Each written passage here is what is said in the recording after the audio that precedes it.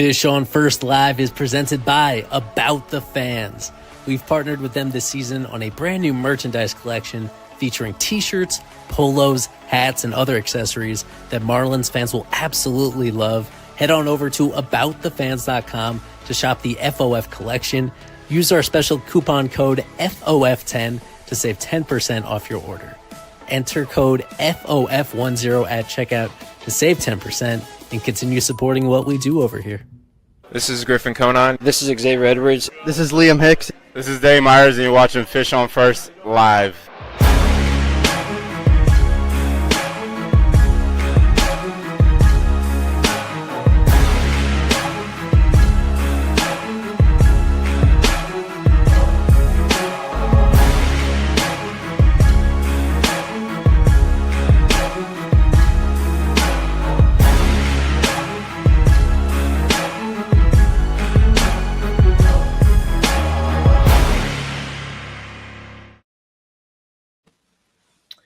Fish on First Live, presented by About the Fans, as usual, with me, Eli Sussman. Got Kevin Barral to my side. Special guest, I forgot to put in the special guest caption right here. Bear with me for just one moment. We got Reese Stark for the first time this season. He's been on the show before. How's it going, Reese? It's going good. Whole lot to cover here. Excited. Usually sucks. As the usual reminder, presented by About the Fans, use our promo code FOF10 at checkout to save 10% off your order. Whole lot of FOF designs as well as those inspired by Marlins players for you to rep throughout this season. And we got more stuff that we're loading up to that collection before the end of the year to keep you guys all entertained. Coming up a pretty disappointing series for the Marlins in Cleveland, particularly that final game. I did want to start with the one obvious positive from that series before we get into it, and that's Jacob Marcy continuing what was already a historically awesome start to his career through the first 11 games or so. And then smack dab in the middle of this series, Kevin, he has one of the better offensive games any Marlin has ever had. It was right up there with that Kyle Stowers game from the middle of the season. Only 2 home runs for Marcy in this one, but he does drive in 7 runs, just as many as Stowers did, tying a franchise record in the process. I think it was actually more than Stowers, and tied that all-time franchise record with 7 ribbies. He stole a base, playing a good center field.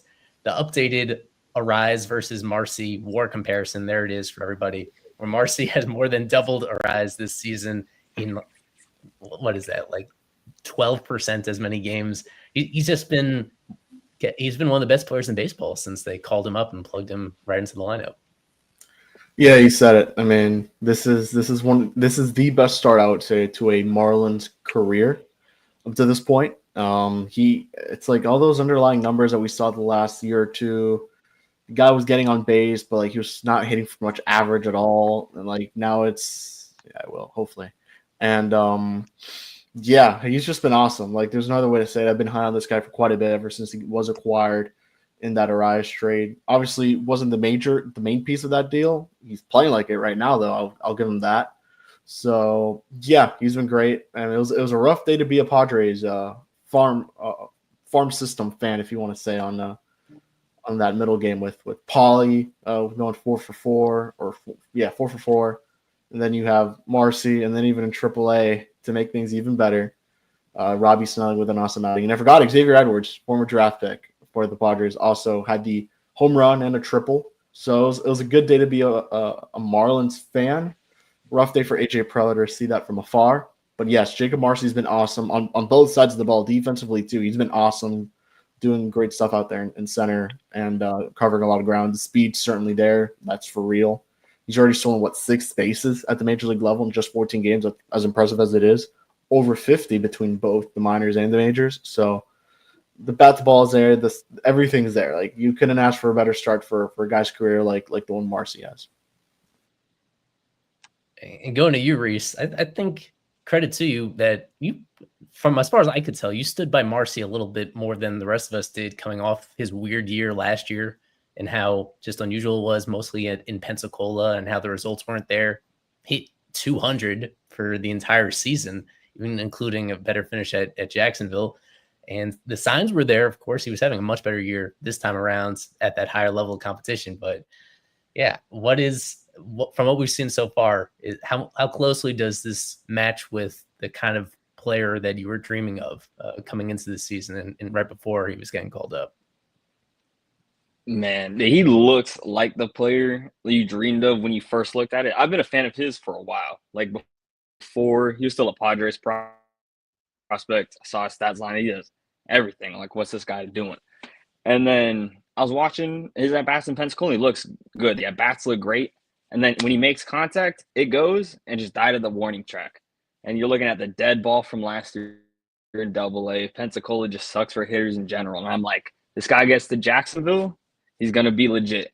And then we didn't start off that great, but then something's clicking in Jacksonville over the last month and a half. Started July, the power was showing. Constant 107, 108 EVs, like all that stuff you dream of. And it's not just him. Troy started hitting the ball harder. Jacob Berry started hitting the ball harder.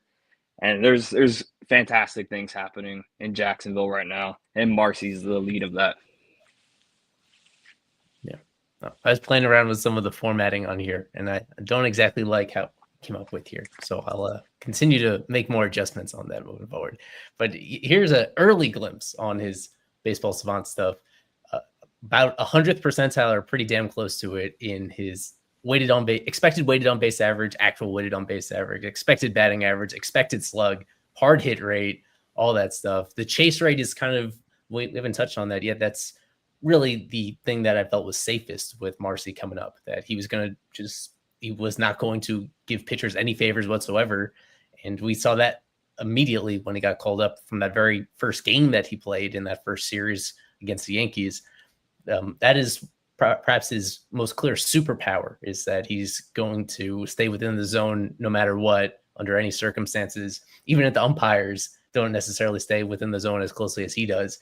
And so the rest is to be determined, but it is understandably people are very excited, because if he continues to hit like this, if he continues to make this type of quality contact all the time, then he is going to be one of the best players in baseball. Realistically, that's not what's going to happen. There's going to be some sort of counter adjustment based on what he's doing well.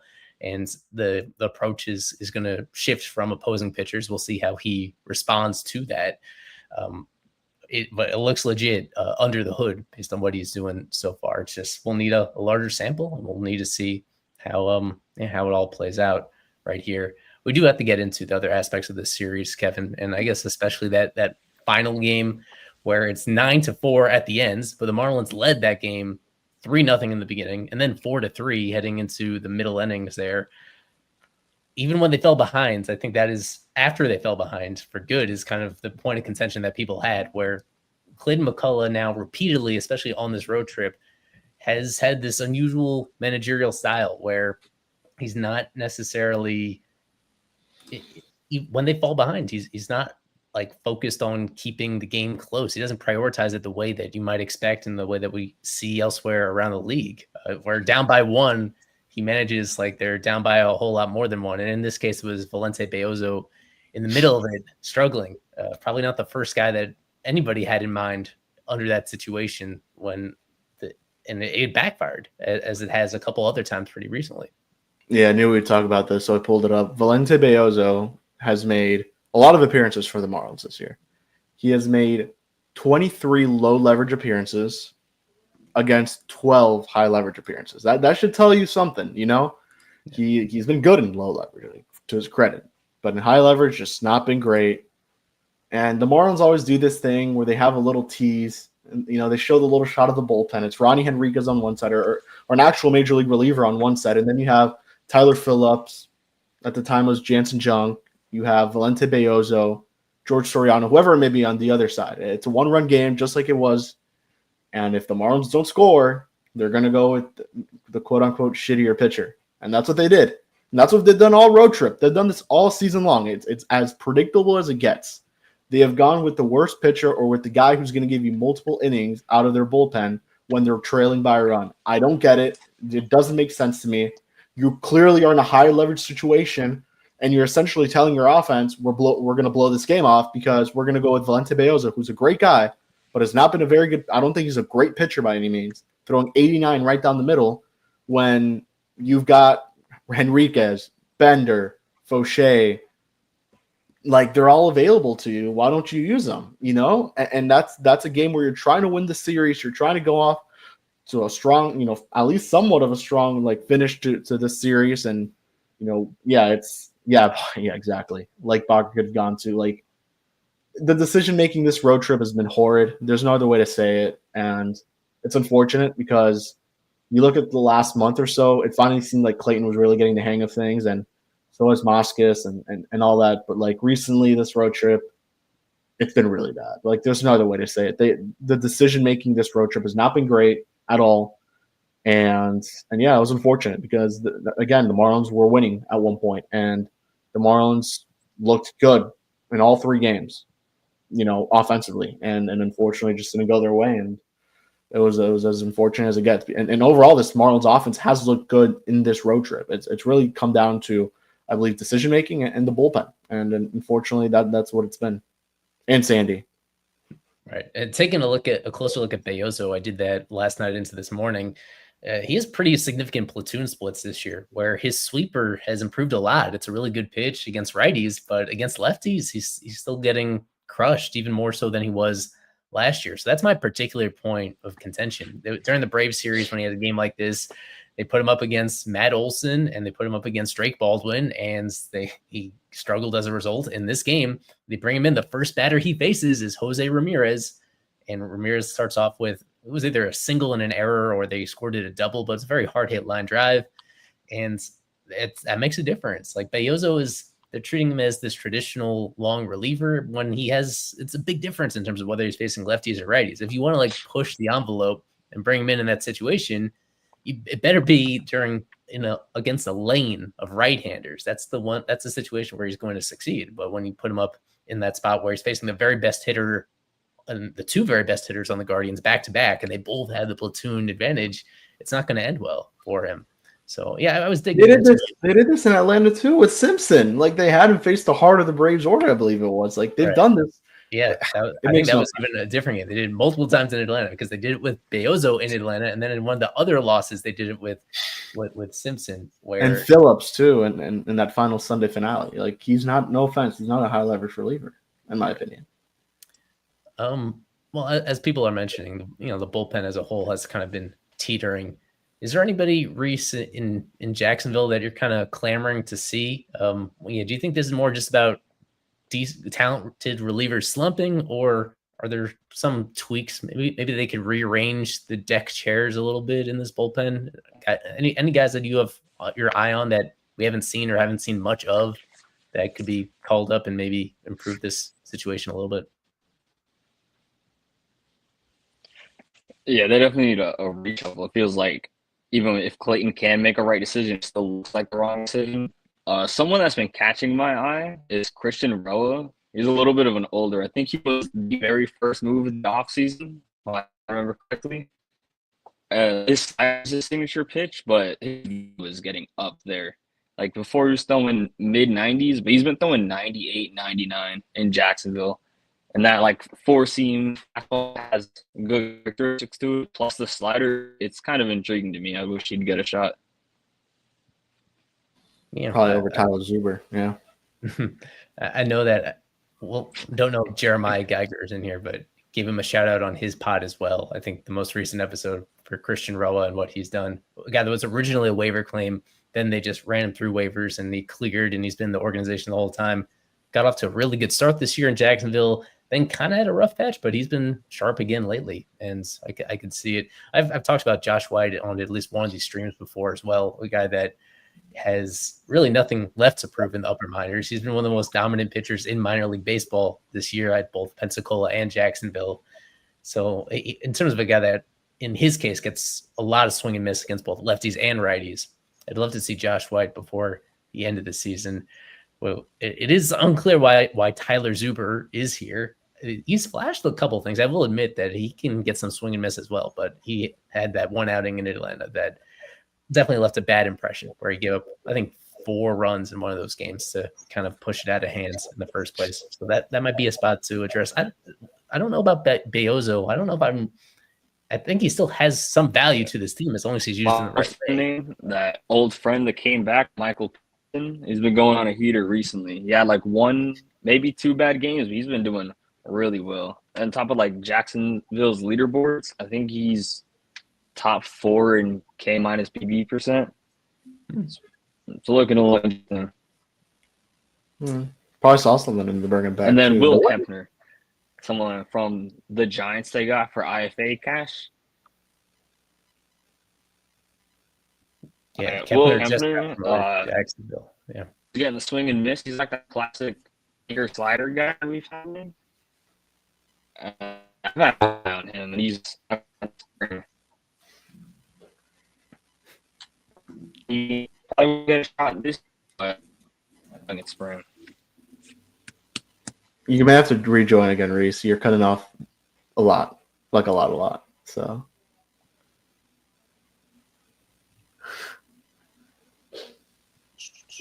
Well, while he figures that out, I did want to note Nigel Belgrave has been awesome in Double A.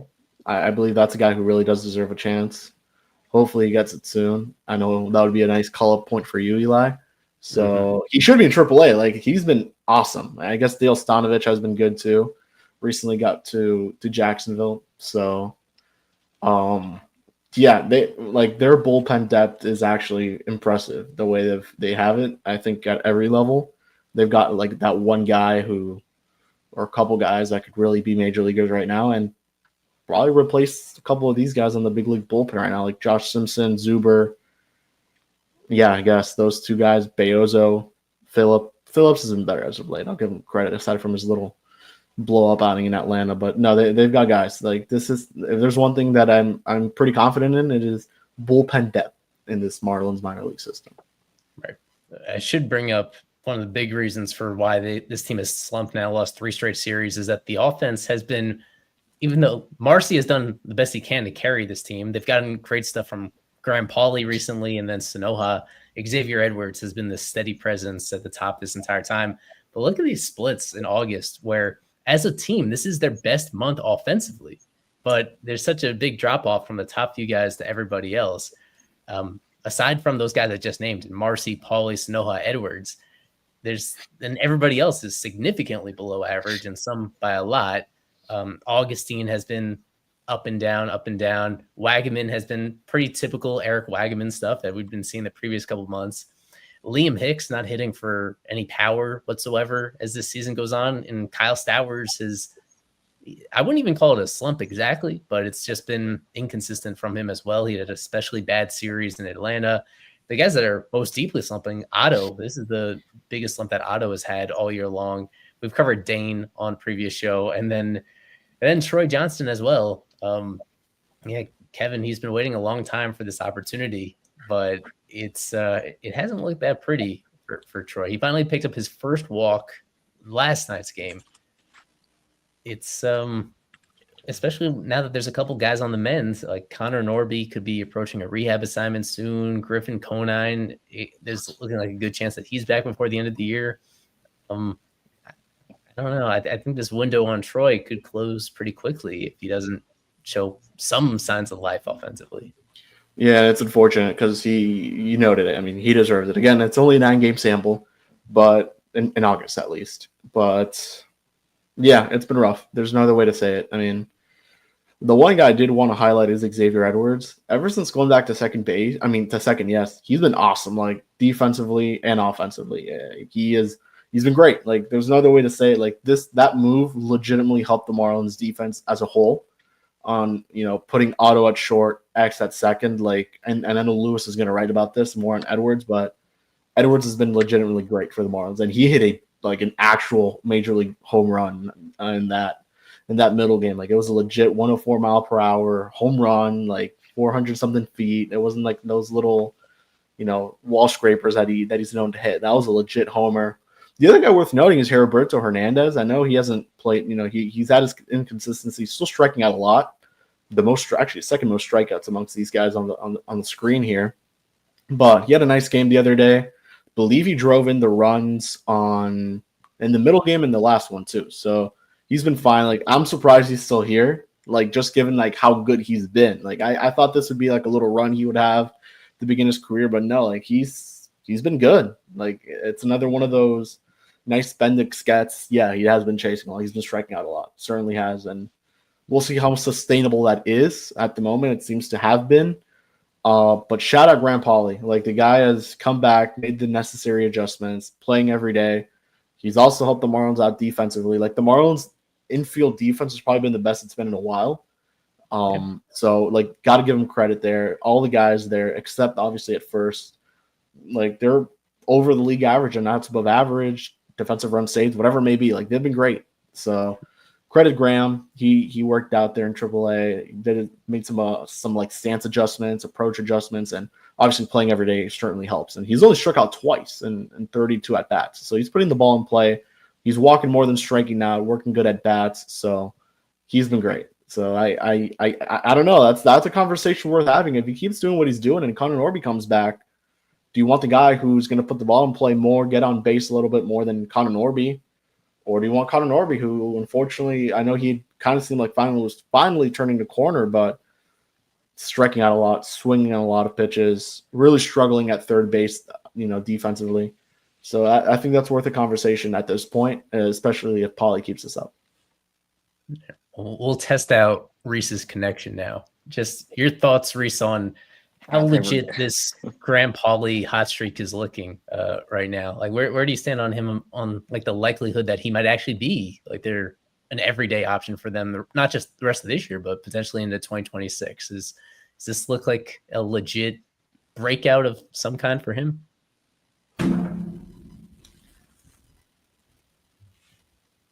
I cut off. All right. I've always been a bigger fan of Grant Pauly than the consensus. This Grant Pauly seems a little bit different. I don't think this is the real him, but I do like him as this kind of long-term bench defensive replacement option. I think he can swing it a little bit. He's got a little bit more juice in there that he's given credit for, and he makes surprisingly good contact for what it looks like sometimes, especially when he's going right. Like, he will hit the ball, and he's not going to strike out too much. And he takes his walks, too, which I'm always a big fan of. Almost, let's see, in this month alone, the strikeout to walk ratio is insane. But even since the call up, if you go back now more than a full month to right before the break, it's almost dead even strikeouts and walks between what he was doing during that period of time, which is pretty awesome for a guy that we were seriously questioning what exactly, if anything, he was going to provide offensively just a few months ago. But that has been a really good story for a guy that had even less hype coming over than some of the other players that we discussed. Like, he was the third piece in that Tanner Scott trade, a pretty distant third piece behind Snelling and Mazer. And then all of a sudden, to this point, he has been certainly the one that's making the biggest impact on their season right now. I should pull up the wild card standings, at least for one more stream. If they lose another series and then they lose ground in the wild card race, then I'm going to stop even entertaining the idea of this. But the thing is, the Mets are so awful. They blew another lead again yesterday. No matter how bad the Marlins can do, they really they cannot, even if they wanted to, they can't really fully pull themselves out of contention. The Mets will not let them. The issue is that there's now that team in Cincinnati that's doing pretty consistently well. So now the distance behind Cincinnati is almost as big as the distance behind the Mets. And they don't have any head-to-head games left with the Reds. They do have head-to-head games left with the Mets that are still a couple weeks away. But that's kind of the big issue now, is even though the distance between them and the team holding that spot is the same, it's just that there's Cincinnati, most of all, is that pretty legit contender to, if there's any team that's going to take it from the Mets, it certainly seems like Cincinnati is far and away the most likely one to do so. And as you see here recently, I think for a moment they had plopped ahead of the Giants. They had plopped ahead of the D-backs for a little while, but now both of those have reversed themselves as well. So it is still very muddled there, but the distance now behind both the Mets and Cincinnati is getting a little too crazy. Yeah, but, I mean, I believe the Marlins took the series against who? The Reds, Diamondbacks, Giants. So, or overall season series. Right. I believe Arizona. They ended up splitting because they got swept and then they swept the Diamondbacks. St. Louis is coming now home, so we'll see. The Mets have been really bad, really bad. They're not facing a good Mariners team. So we'll see what happens there. And I don't think the Reds are playing today, are they? Yeah, they may be.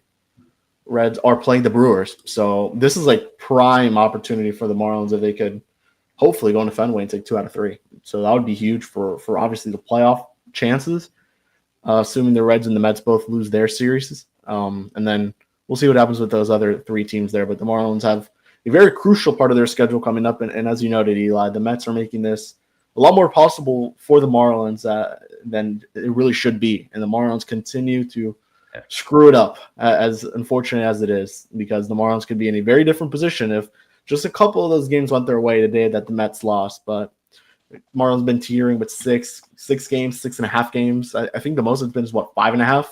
That's the lowest it's been away from the wild card spot. But yeah, it seems like the Mets don't want to play in October baseball the way they've been playing recently. It doesn't seem like the Dodgers do either. The Yeah. Dodgers now over an extended Well, period what of time, happens there, huh? they've been mediocre. Now that's a 10-game gap. That's not going to come into play no matter what. I don't Yeah, think. they play the Padres, the hot Padres. Yeah, but now Yeah. the fact this is the first time since April that they've been anywhere in the wild card mix. They were sitting pretty atop the division. They started the year from nobody really questioned that the Dodgers were going to be one of the best teams in baseball from the very beginning of the season. And now when you look up and you see this extended trends where they finally have most of their pitching healthy, and it's still just, it's actually performing okay, but all of a sudden they can't hit to much of a high level at all. I think if you zoom out and you look at the overall offensive numbers this year, the Marlins are surprisingly close to the Dodgers offensively. It's it's a pretty wild trend where they do have to kind of think about that they're sweating a little bit just because, as I mentioned, Cincinnati is improving. That gap is manageable in terms of a scenario where the Mets and another team make the wild card along with the Cubs, and the Dodgers are the one that somehow dips out. It's just that I don't think the Marlins are going to be the one that pulls off that miracle comeback. And yeah, very highly anticipated series this weekend between the Dodgers and the Padres to potentially make that race even more interesting than it already is. What else do I want to get to on here? Just going through a lot of good comments in here. So whether it's on YouTube, Twitter, or even Facebook, we can see your live chat stuff and bring it up at any point. Let me get to... We can actually take why don't we look at the batting race a little bit, just because that is getting pretty interesting as well, with Xavier Edwards making a very serious run at the NL batting title this year. We touched on him already, how consistent he's been. It's only Will Smith right now that's ahead of him among qualifiers, and he's kind of going in and out of qualifying. The thing is, when you're a catcher and you're on a team that has Ohtani as the everyday DH, it means that he has to sit out any day that he's not starting behind the plate, and that's due to playing time. He is really on that borderline between qualifying one way or another. So it's a big question in terms of whether that's going to happen or not. And even though Will Smith has been an amazing overall player throughout his career, he hasn't really been a high 4 average hitter at any point until right now. So there is some question in terms of whether he's even going to keep this up, even if he does qualify. And Luis Arraez has fallen far enough that he's not even he's not in the immediate picture. He's still alive in this race, but I think he's in the low 290s at this moment, where it's a decent amount of ground that he'd have to pick up. And Edwards has just been so consistent, like not only having one of his longest hitting streaks of the season right now, but it's just a ton of multi-hit games to go along with that. It's that trend where it's not only doing what he had been doing in terms of making contact and finding holes, but he is legitimately driving the ball more than he did early in the year. That change kind of took place right before the All-Star break, where he really started pulling more of his fly balls and line drives in a way that even for him, even for a little shrimpy guy like him, it leads to more success than he was having before. So what do you think, Reese, about the likelihood that X actually pulls this off and actually gives the Marlins a second batting title winner in 3 years, and a guy that in his very first full-length season is like very firmly in the mix for this? I feel like he should be the betting odds favorite at this point. If you're looking at it, especially as a catcher in a smaller, more home run friendly ballpark that Will Smith plays in, like those don't fall down as much. We play in a big outfield Lone Depot Park I think X has a really good chance at this, and I'd be surprised if he doesn't at this point. I think he should be the front runner when you look at the full picture. He plays every day too, and he leads off, so he's going to get the most at bats. Freeman is towards the top of that lineup. Smith is towards the middle. And then after that, I mean, you got to see what happens with the other guys. But I agree. I think X has a really good shot at this. I don't think anyone had this going into the year. Like, yeah, you would think he would hit close to 300, but you didn't think he'd win batting title. And credit to him. I mean, Marlins would have a second batting title winner with it would be Arise and Edwards, unless I'm missing another name. But that would be pretty cool. And yeah, I mean, Marlins two guys that the Marlins traded for, ending up with the batting title would be pretty nice. And for him too. I mean, Edwards, the season he's had after such a slow start, struggling at short, then moving to second, and really that just freeing him up to do what he's been doing is good to see. And hopefully he gets a little bit more aggressive on the base paths. We've been seeing that little recently. He's not gonna. I would be shocked if he gets to 60, which was his goal, but I think 40, 45, maybe 50 is a possibility. But he has to be pretty aggressive. There's not that many games left at this point. There's 41 games left. There's 2 more homestands. I was looking at that the other day. Yeah, there's really not that many games left for him to build up those counting stats. He's at 23 steals. Like, he's not going to double that number. You may get to 30 something then. Yeah, which is great. Which is good. Yes, it is. But by any measure, a very successful year when you combine the offense with the defense. As you alluded to, Louis Adio Weiss is going to put out an article in the morning about how it's just been on both sides of the ball that he's turned into this very good everyday player, a guy that as a whole this season, I don't think he's going to catch Stowers in anybody's mind as the team's MVP, but he's that number 2 guy. He really has been outside of the Kyle Stowers like evolution. Like Edwards, the fact that Edwards is essentially stretched out what he did last year in half a season and made it close to a full season worth of production and a lot of checking the same boxes makes him super valuable to this team. And you got to be just really happy for him because it was looking dicey a little bit. We had it was Craig Mish when he was on Unfiltered during the first half of the year. Like, he even floated the idea that does Edwards even fit with this organization moving forward? Maybe, like, it was a question just a few months ago in terms of whether it's Edwards or Connor Norby in terms of which guy the organization would prioritize if there's only one infield spot for the 2 of them. And at this point, Edwards has pretty firmly wrestled away the priority there, just because when you factor in the defense and the fact that he's a real plus defender at second base, that's what makes it worth it. And that is ultimately, when we keep coming back to the Luis Arise conversation, that is the big differentiator between some of these players that are producing so much value and Arise, just because defense makes a big difference. And that has been part of the reason why the Marlins have been better than expected, because their defense was pretty bad for the lion's share of 2024. And now this year it's been a little bit more good than bad overall in that aspect. I did want to, now that with Reese on here, check in quickly with a lot of these 2025 draft picks that the majority of them have now started their pro careers. This is a glimpse at where these guys are assigned to right now. Those top 3 picks all playing in high A Beloit. And then most of the guys right below them, they're with low A Jupiter right now. And we've gotten a glimpse at these guys to this point. This is all college draft class where, to this point, the sample sizes are still kind of small, but I know Reese said you're checking in on how these guys are doing, and people are just the nature of this draft class. People are already imagining, how long it's going to take them to reach the big leagues when so many of these guys are coming out of power conference schools and had success at those schools. That the timeline to develop these guys can be relatively quick if things go well. So just your general observations, which particular guys have piqued your interest from what you've seen in this very small sample size numbers that they've been putting up in Jupiter and Beloit so far? Yeah, I think my main 2 that are drawing the most interest as far as bats go are Brandon Compton, just really doing what he's been doing and just at high A already. That's pretty impressive to me. And Max Williams has been making a lot of contact and is not, I remember off the top of my head, he's not chasing as much. That was like the main red flag on him was that he's chasing too much. He's too aggressive. But I believe he's taken his walk so far, Jupiter, and that's definitely the start to go. You got power, discipline. That's how you get things to go interesting.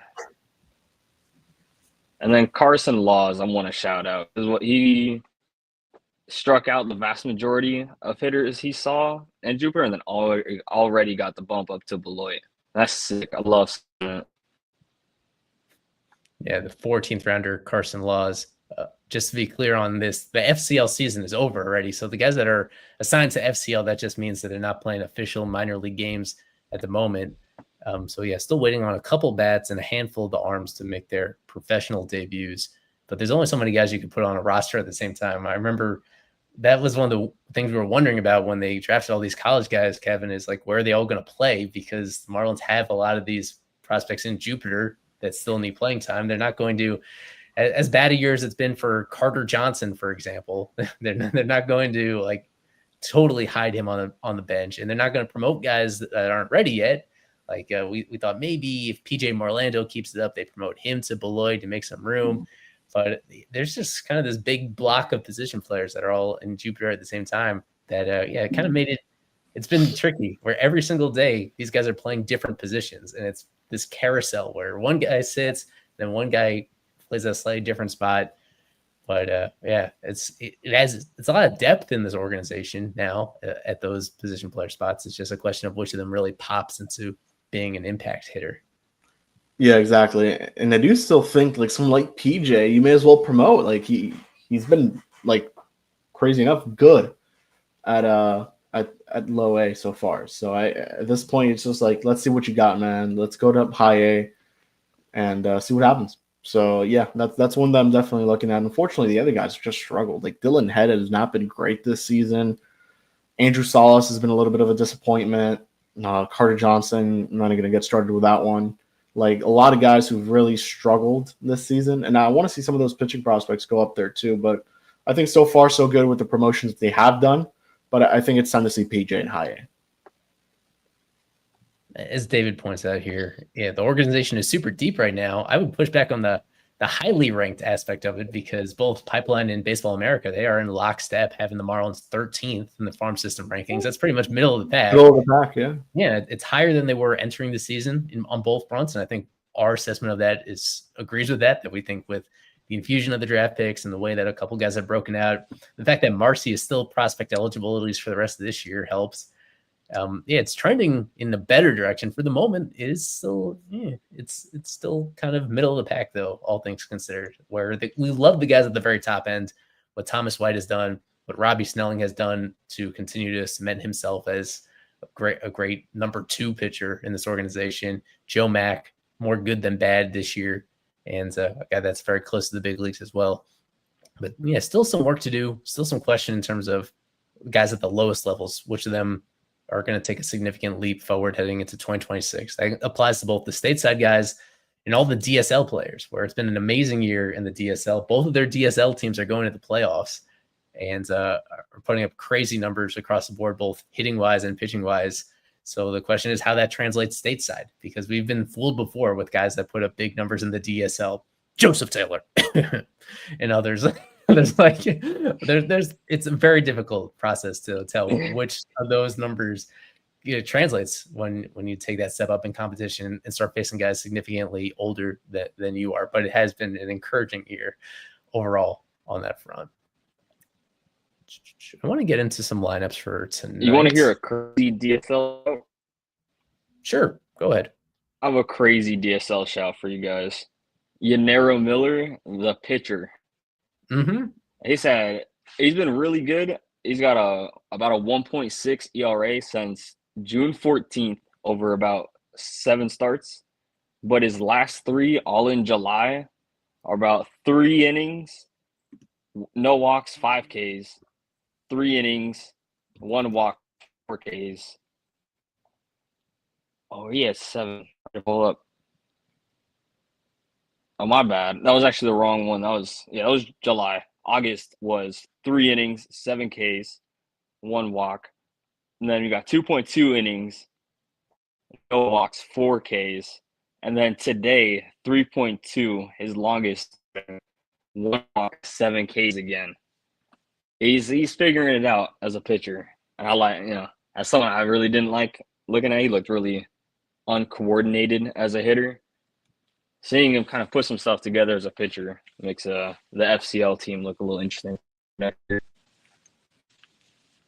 Nice little reliever option. Although he probably hasn't been starting, but like it's been short out. Hey man, if you can get him. For people that are unfamiliar, Gennaro Miller was their top signing in the 2023 international class out of the Bahamas as a two-way player. As Reese alluded to, it did not look pretty as a hitter, and the swing and miss as a hitter was just totally unmanageable. So this was his first year as a full-time pitcher, and it started off a little inconsistent with the control, but it ended off on a very high note. That outing today was his final regular season start. They do still go on to the playoffs, so I think he's going to pitch one more time at least in a higher leverage situation with some real stakes attached to it. So that's going to be a lot of fun seeing him, seeing Kevin DeFrank. He is our far and away on Fish on First, our top rated DSL guy, but it's going to be exciting to see Luis Cova in those games. This was his second season in the DSL. He'll be coming stateside next year, and he has a lot of attributes you like up the middle and as a leadoff hitter prototype guy. So, congrats to all of them. And we noted before that it feels like the fact that they have all these teenagers that are popping off at the same time in the DSL, that kind of influenced the draft strategy. They won't admit to it, but the fact that you have guys that are high school age that are performing so well, it has this layer of talent that they didn't need to necessarily address via the draft. Instead, they could go right after college guys in the draft instead and layer talent that way. A peek at the lineups for the first game of the series in Boston, starting the final leg of this 3-game road trip. We could start on the Boston side right here.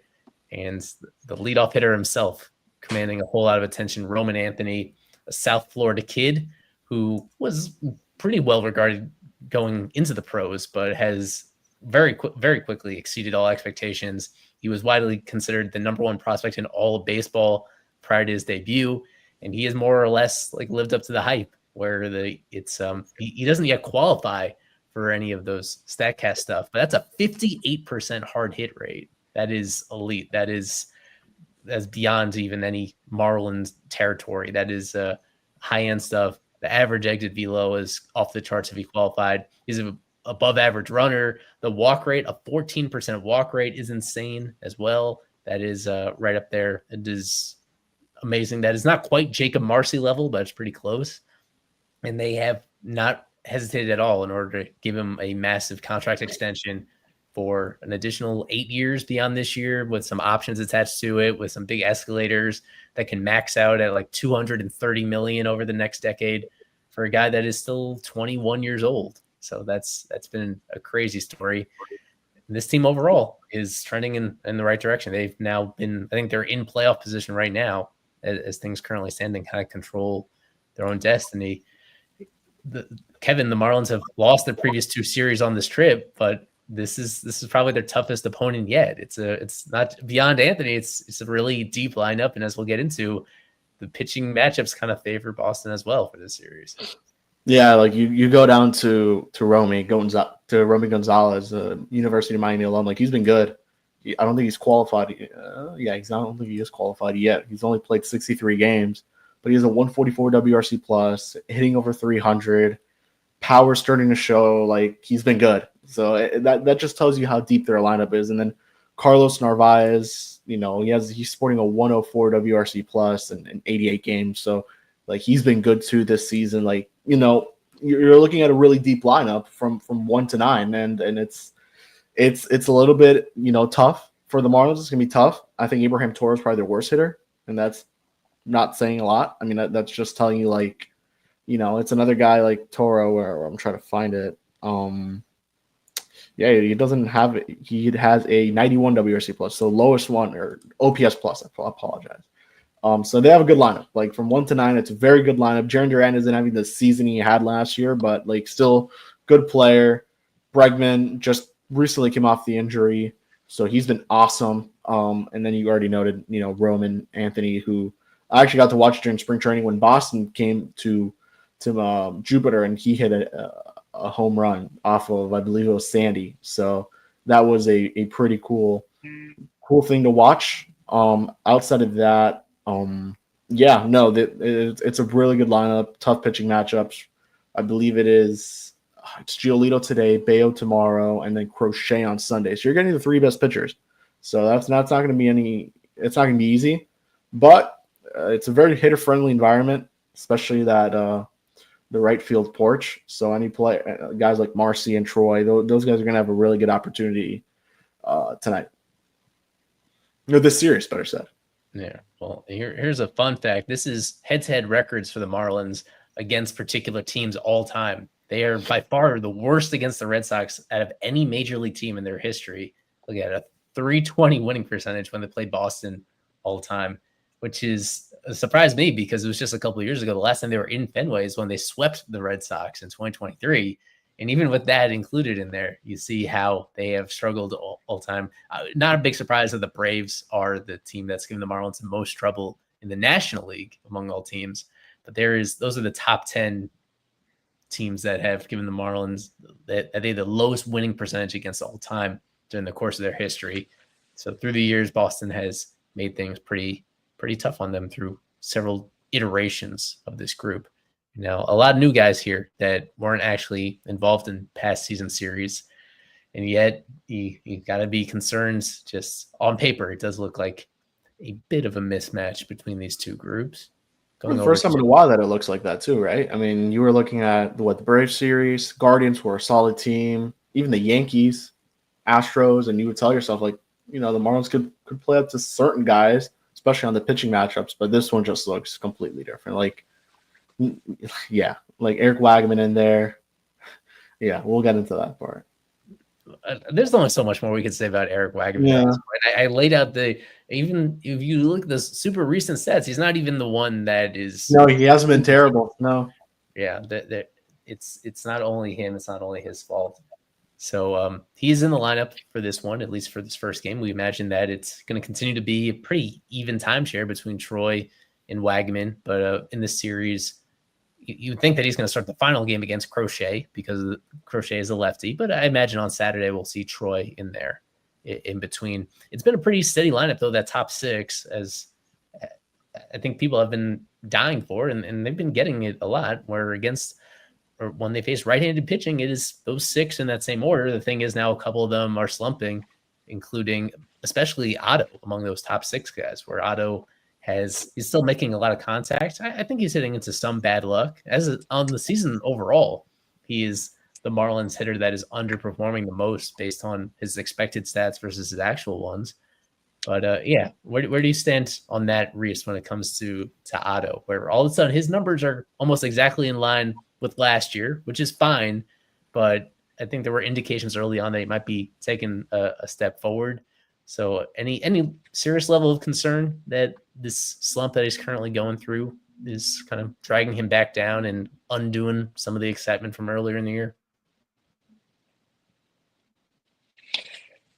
A little bit, but not really. As long as he's still a solid hitter, he doesn't have to be that good. He's still a fantastic player to see. My real concern with him is him not being able to see for some reason this year. It feels like every time he goes, he's getting caught. And that's one of those hidden values that I think he really brought last year, of stealing all those bases. But I think, some of his bad luck is self-inflicted through hitting his best batted balls, theoretically, to center field, where those are going to be caught instead of homers elsewhere.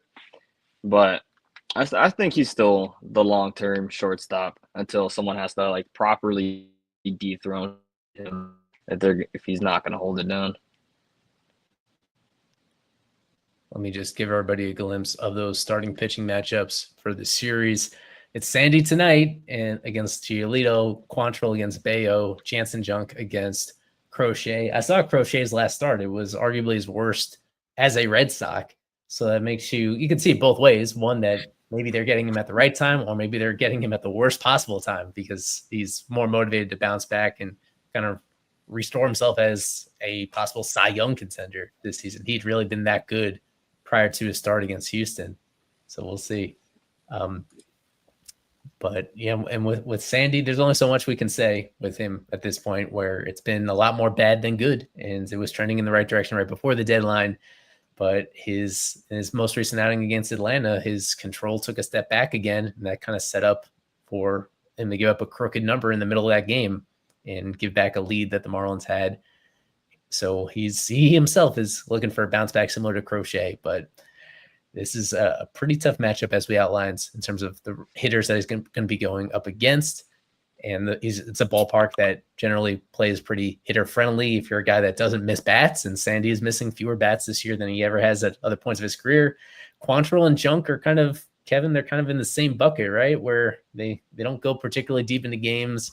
They don't get blown up that much, but it's we kind of know who they are at this point. You know, which one of them, if you had to choose, which one of them do you think has a little bit more pressure on them in order to try to hold on to a rotation spot as we head into this final quarter of the season?